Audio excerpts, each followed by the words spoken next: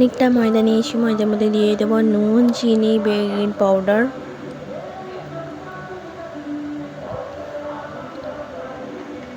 তারপরে দিয়ে দেবো সুজি,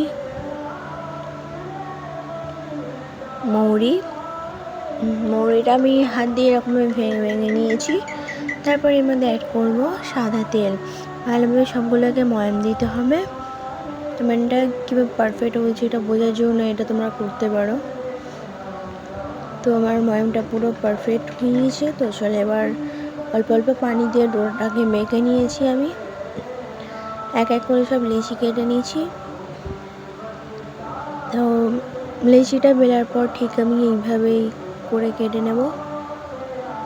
মানে তোমরা তোমাদের পছন্দের মতন শেপ দিতে পারো।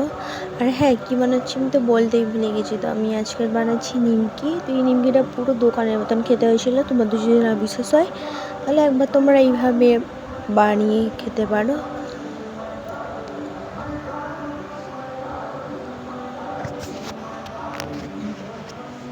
দেখতেই পাচ্ছ কতটা মুচমুচে।